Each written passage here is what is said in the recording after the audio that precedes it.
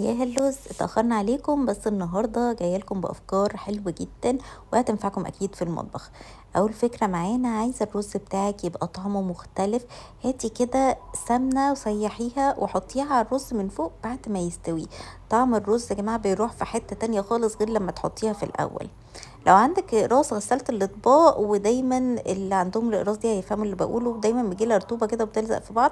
حطي بس حبة ملح كده فيها وقلبيها كويس، وهي مش هتعجلها رطوبة تاني، مش هيلزقوا في بعض تاني، وهتعرفي ان انتي تاخديهم كده بمنتهى السهولة.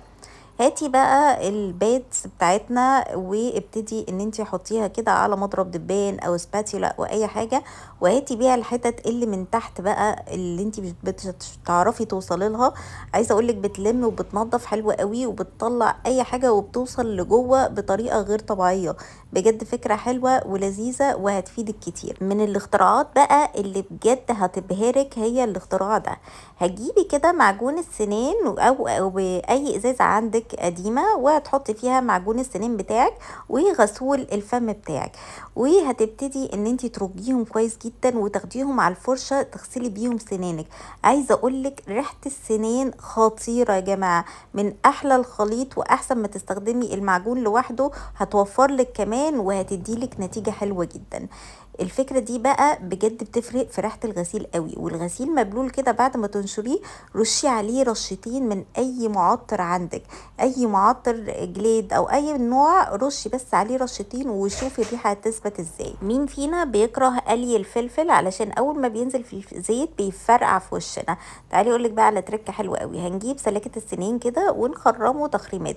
التخريمات دي هتساعد ان الهواء يتفرغ من جوه، وبالتالي اول ما تنزليه في الزيت مش هيفرقع ولا حاجة. وكمان الفكرة اللي جاية كلنا بنعاني فيها، مين فينا ما بيعنيش وهو بيدخل الخيط في الإبرة؟ ما بنعرفش ندخلها بسهولة. تعالي اقولك بقى على فكرة سهلة جدا. هنجيب مانيكير بس يكون لونه واضح، احمر او اخضر، لون كده يكون شايفينه، وهنبتدي ندخله في الإبرة. هيدخل معانا بمنتهى السهولة. نسيبه ينشف، هنلاقي الخيط كده نشف من قدام، فهيبقى سهل ان هو يدخل في الإبرة. كمان اللون هيبقى سهل علينا ان احنا نشوفه. من الهاكس بقى اللذيذه جدا اللي هتخلي البيت دايما ريحته حلوه، وانتي مش عارفه الضيوف جايين مش عارفه انتي حاطه ايه تخلي ريحته حلوه، ان انتي تجيبي كده مناديل وترشيها، تغرقيها بقى بسبلاش او معطر اللي انتي بتحبيه. هتطبيها حته نونو كده، وتبتدي ان انتي تدخليها بقى في المخدات، الكيس المخدات بتاعتنا، لو في كوشنز اللي موجوده في الليفينج هتدخليها فيها. عايزه اقولك هتفضل دايما عامله ريحه كده لذيذه طول ما انتي قاعده في المكان، ريحه خفيفه كده وريحه المكان دايما متعطره. هاتي بقى ازازه من اللي احنا بنرميهم دول وقصيها بالشكل ده بالنص. انا عايزه الجزء اللي تحت بس. هنعمل بيه ايه؟ هنعمل بيه كفر لازازه الزيت. مين مننا ازازه الزيت دايما بتبقى مزيته كده وبتحسي ان الدنيا حواليها مش نظيفه؟ الكفر ده هيخلي ازازه الزيت كده تبقى دايما نظيفه معاكي وانتي بتطلعيها، وبجد من الحاجات اللذيذه جدا وهتفيدك قوي. بكر تواليت لما يخلص ما ترموهوش. تعالي اقولك على هاك هتخليكي ريحة الحمام حلوة باستخدام البكر ده. هنرش عليه اي نوع احنا بنحبه او حتى الزيوت العطرية، ونبتدي نطبقه كده بالشكل ده، وندخله جوه الرول بتاع المناديل الجديد اللي احنا دخلناه بالمنظر ده. طب ليه مش هنرش على الرول من نفسه من جوه؟ لان انا بحس لما بيترش من جوه المناديل بتشربه، ودي مش حاجة صحية قوي ان المناديل تبقى شاربة معطر ونستخدمها. هاتي كده بقى الشرابات لو انتي بتنقلي، وابتدي ان انتي غلفي بيها الكوبايات وكاسات بتاعتك. عايزه اقول لك يا جماعه الشرابات بجد مهما الحاجه اتحركت.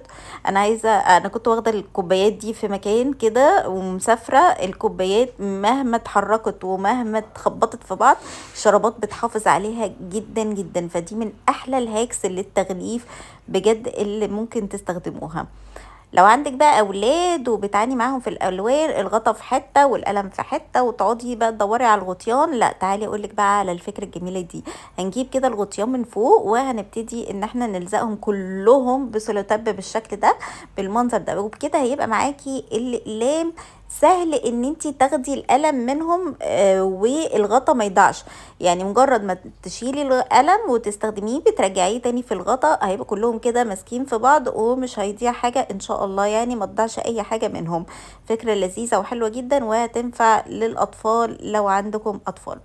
التورت بقى لما نيجي نقفلها او نغلفها دايما الوش بتاعها لما يبقى عليه كريمه او كده بيلزق في الفويل وبيبوظ. فتعالي اقول لك بقى على تريك حلوه قوي. هنجيب سلكات الودان وهنقصها كده ونغرسها في التورته ونحط عليها الفويل من فوق بالشكل ده. الفويل دايما هيفضل عالي ومرتفع عن التورته، وفي نفس الوقت هيغلفها لك من اي رطوبه، وهتقدري ان انتي تعينيها في التلاجة من غير ما الوش يبوظ بتاعها. ما ينفعش سلكات السنين لانها مدببه فهتقطع الفويل معانا. هاتي بقى كوبايه ميه وامليها بالسبلاش او باي نوع معطر انتي بتحبيه وحطيه في ميه المكوى. كل ما تكوي هتخلي الهدوم ريحتها حلوه جدا يا جماعه. فكره بسيطه وسهله ومش محتاجه بقى تشتري معطر مكوى مخصوص. اسعارهم بقت غاليه جدا في السوبر ماركت، انا بشوفها يعني بتخض من اسعارهم مع انها فكرتها بسيطه. يعني انا ساعات بحط عليه معطر فريده مع الميه كده بيبقى مخفف، فالريحه بتبقى في الهدوم هاديه وجميله.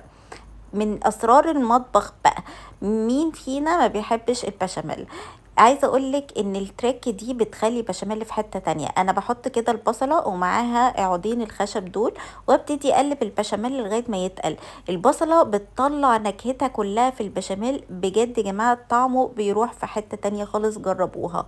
هاتي بقى العلب اللي بتيجي مع الصوصات كده واغسليها كويس وخرميها من تحت ونشفيها وكمان عقميها باي كحول عندك. هنستخدمهم في ايه؟ هنستخدمهم انه يبقى معانا كفرات لفرش السنان اللي من غير كفرات. تنفعنا جدا في السفر واحنا مسافرين، هتقدري تحافظي على الفرشه بتاعتك. كمان انا ممكن تحطيها كده بس في البيت من غير، حتى لو انتي مسافره كل واحد بالكفر بتاعه بفرشته، اللي بجد من الحاجات الحلوه جدا. وهتضمني كمان نظافه الفرش على طول الوقت. قالتي بقى سمك، كلتي رنجة، عملتي اي حاجة، تعالي بقى موسم البرتقان وتعالي نستغله. هنجيب البرتقانة كده على النار ونحط معاها بن وقرنفل. شوفي بقى ريحة، مفيش اي ريحة، بتقضي على جزيئات الروايح الكريهة في البيت كلها وبتطلع ريحة فريش كده جميلة. البن والقرنفل والبرتقان بجد من افكار الحلوة جدا، جداتنا كانوا بيعملوها زمان يا جماعة على فكرة. بطلي تربطي البنطلون بالطريقة دي، اعمليه كده. هنمسك كل حبل لوحده هنربطه كده بالشكل ده، وهنبتدي ندخل الجزء ده جوه دي وده جوه دي. مش عارفه اقدر افهمها لكم كده وانا بحكيها لكم ولا لا، بس اعتقد الفيديو واضح.